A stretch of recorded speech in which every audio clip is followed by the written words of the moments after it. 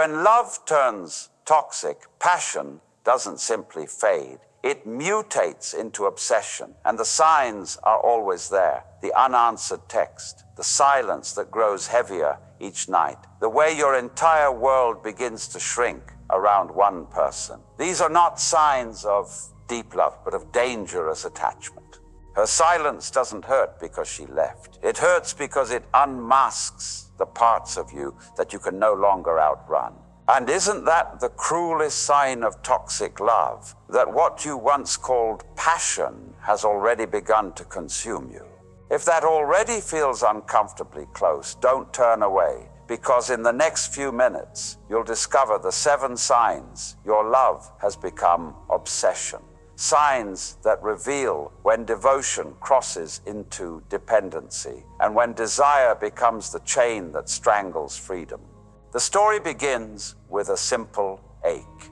One unanswered message, one delayed glance, one silence that grows heavier than any shouted word.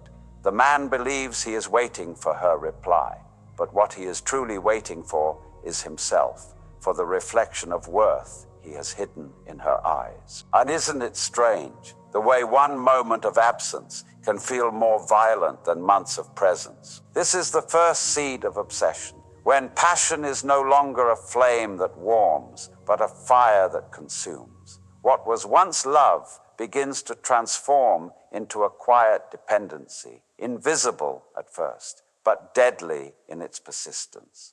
Every man and woman carries a wound into love. Jung called it the shadow, the part of the self buried in secrecy, made of childhood neglect, unspoken fear, and hunger for recognition. Passion awakens this shadow. At first, it feels like destiny. She is the answer. But soon the shadow begins to whisper, "Without her, you are nothing." Have you noticed how silence grows louder the longer you wait for an answer?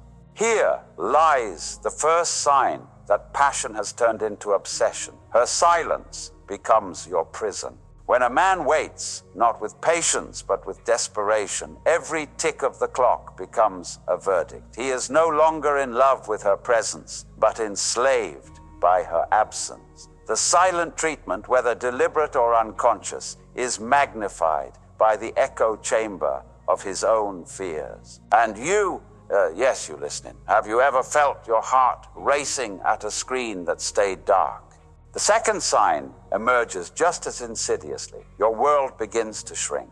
Once he had friends, pursuits, and a horizon, but obsession narrows vision. Conversations turn into rehearsals for her approval. Nights become loops of overthinking. The man who once stood whole begins to orbit only her. The woman, too, can fall into this trap, sacrificing her own becoming, her individuation, for the intoxication of being needed.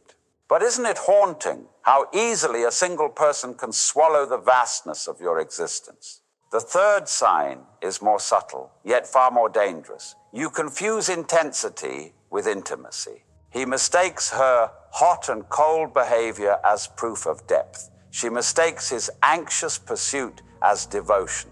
What neither sees is that true intimacy is calm, spacious, unafraid of silence. Obsession, however, feeds on storms. It craves drama because peace feels like abandonment. Why is it that the moments of calm feel unbearable when obsession has taken root? At this point, passion has already shifted into its toxic form. The fire is no longer shared warmth. It is a hunger that drains. And deep beneath it lies the archetypal wound, the child reaching for the mother who never fully turned toward him, or the daughter still chasing her father's fleeting approval. Jung reminds us, until we make the unconscious conscious, it will direct our lives, and we will call it fate. The man calls it love. The woman calls it destiny. But what it truly is shadow, wearing the mask of romance. The fourth sign now reveals itself with devastating clarity. You begin to lose yourself. The jokes you once told no longer feel natural. The music you loved sounds empty without her. Even your reflection in the mirror looks foreign. In loving her, you have forgotten to love yourself. And when you lose yourself, you mistake obsession for proof of love. Tell me, when was the last time you recognized yourself without them? By now, 4 of the 7 signs stand revealed. Her silence becomes your prison. Your world begins to shrink. You confuse intensity with intimacy. You begin to lose yourself. But obsession does not stop here. It deepens. It drags you further into the shadow. And the question becomes, what happens when the very thing you desired most becomes the chain around your neck? But obsession has 3 more faces still hidden in the dark, and each one cuts deeper than the last. Obsession does not announce itself with a scream. It creeps in with whispers, familiar, seductive, and almost comforting. At first, he believes he is fighting for love. She believes she is defending passion. But beneath the surface, something darker stirs. This is not devotion anymore. This is dependency, wearing the mask of romance. And have you noticed how the harder you cling, the faster the other slips away?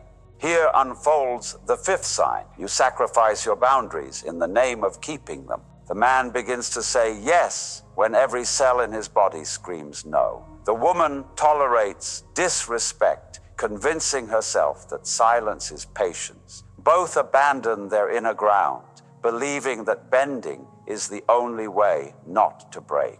But what is love if it requires you to betray yourself? This sacrifice is not noble. It is the shadow's trick. For the moment you give away your boundaries, obsession has taken its throne. The 6th sign emerges from the chaos of the inner world. Your emotions are no longer your own. He feels alive only when she is near. She feels valuable only when he approves. One unanswered message sends the heart into panic. One delayed response plunges the soul into despair. The highs feel divine, but the lows feel like death. Isn't it terrifying how quickly your happiness becomes hostage to someone else's mood? Jung would call this projection, when you place your unlived self onto another. The man does not love the woman as she truly is. He loves the reflection of his own missing wholeness. The woman does not crave his devotion alone. She craves the illusion of being complete through his gaze. In this exchange, both are trapped, and the shadow laughs. For what they chase in each other is what they have abandoned in themselves. At this depth of obsession, something curious happens. The very qualities that once drew you in now become unbearable. His devotion turns suffocating. Her mystery turns manipulative. The very passion that once burned bright begins to rot in its own intensity. Why does what once felt like destiny now feel like poison? And here lies the 7th sign. You mistake possession for love. He no longer asks, how is she? He asks, is she mine? She no longer asks, what do I bring into his life? She asks, would he survive without me? Possession is not intimacy. It is fear. Fear of losing control. Fear of being abandoned. Fear that without them, you do not exist at all. And you, when was the last time you wanted someone not because of who they are, but because of the terror of being without them?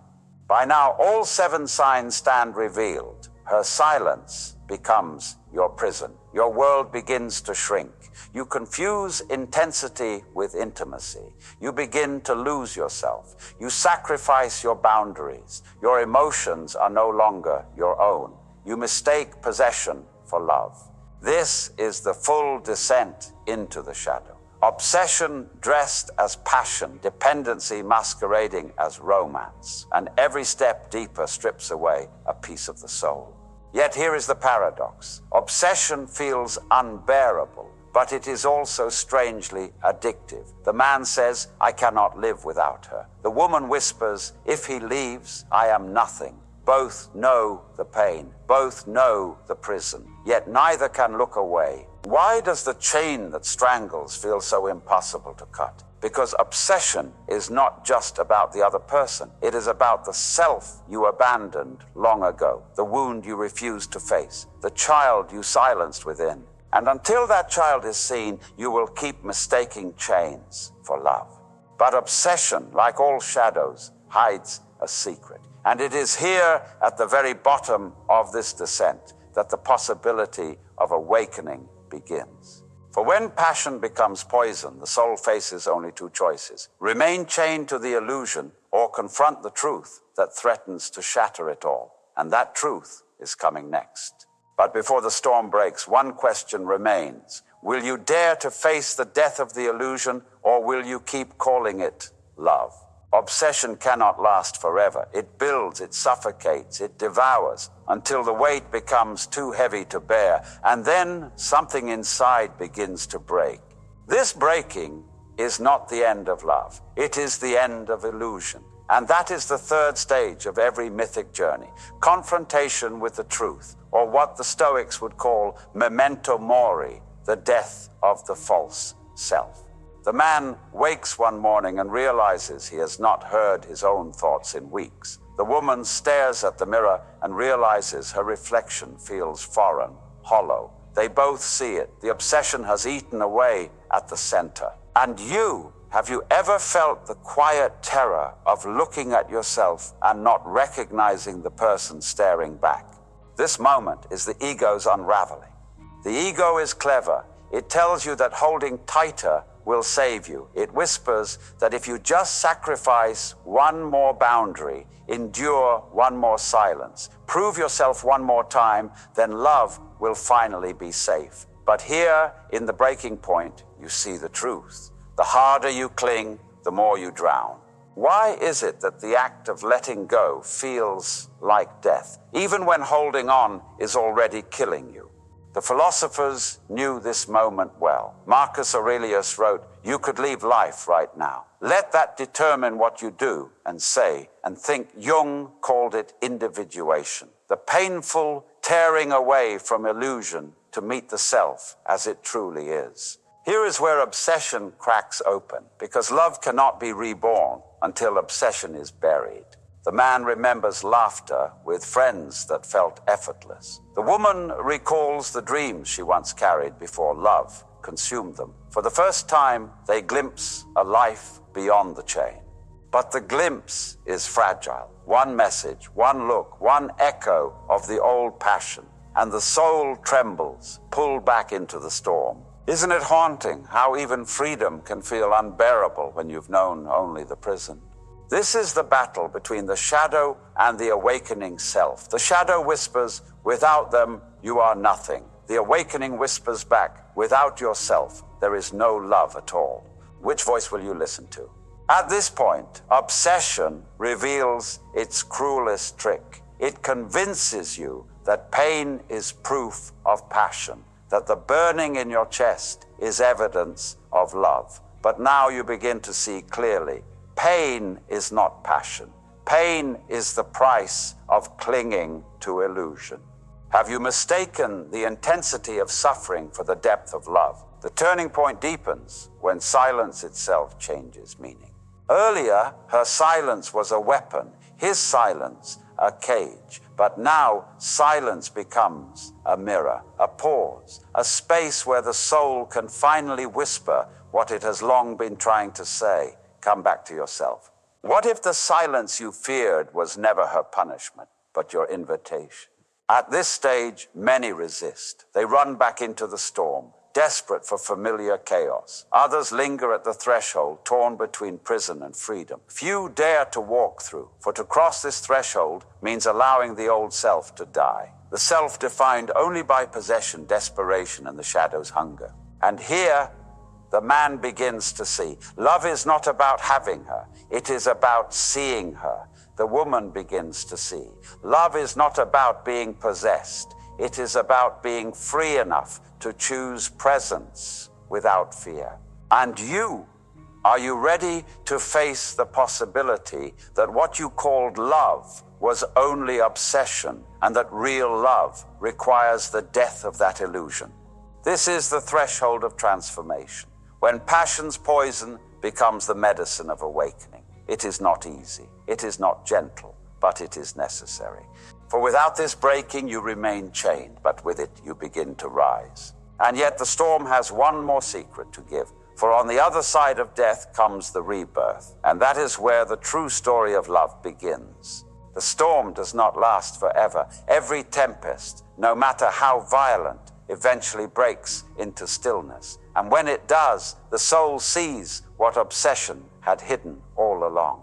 This is the moment of rebirth, not a loud victory, not fireworks or declarations, but something quieter, deeper, the sound of the self returning home. The man sits in silence, and for the first time, it does not feel like punishment. The woman looks at her reflection, and for the first time, it does not feel foreign. They both realize the chains have begun to loosen. And you, when was the last time silence felt like freedom, not fear? Here begins the transformation. Love is no longer possession. It becomes presence. It is no longer obsession. It becomes recognition. It is no longer dependency. It becomes choice. What once felt like suffocation now breathes with space. What once demanded becomes a gift, and what once consumed now begins to create. The Stoics taught detachment not as coldness, but as clarity, to love without clinging, to give without demanding, to see the other not as an extension of your wound, but as a soul walking alongside you. This is individuation, the courage to stand whole, and only from wholeness can love truly live. The man rediscovers laughter with friends. The woman rekindles dreams once abandoned. And in this rediscovery, love transforms from a prison into a path. Isn't it strange how once you stop demanding someone to complete you, you finally meet them as they are? The wounds remain, but now they are seen. The shadow still lingers, but now it is known. And because it is known, it no longer rules. This is freedom, not the absence of desire, but the absence of chains. At this stage, love is lighter. It does not fear silence. It does not cling to presence. It breathes. It flows. It exists not as obsession, but as invitation. The man does not ask, "Is she mine?" He asks, "Is she free to choose me today?" The woman does not ask, "Would he survive without me?" She asks, "Can I stand whole beside him, not beneath him?" And you, can you imagine a love that grows not from hunger, but from wholeness? The rebirth is not dramatic, it is subtle. A morning where the heart feels calm instead of frantic. An evening where silence feels peaceful instead of punishing. A smile that arises not from possession, but from presence. This is how obsession dies and love begins again. But the greatest shift is this. You no longer confuse passion with obsession. You know the difference now. Passion warms, obsession burns. Passion shares, obsession demands. Passion expands the self. Obsession erases it. Isn't it liberating to know that what once felt like destiny was only shadow, and that real love is quieter, steadier, more human? This journey from wound to shadow to breaking to rebirth is the cycle of the soul's awakening. It is not only about relationships. It is about every place where the shadow once ruled. Every chain mistaken for love. Every silence mistaken for punishment. This journey from wound to shadow to breaking to rebirth is the cycle of the soul's awakening. It is not only about relationships. It is about every place where the shadow once ruled. Every chain mistaken for love. Every silence mistaken for punishment. The man breathes. The woman smiles. The storm is gone. The silence is no longer heavy. The self has returned. And you, what once felt like loss, now breathes like liberation. And in her silence, he finally hears it, the sound of his own soul returning home.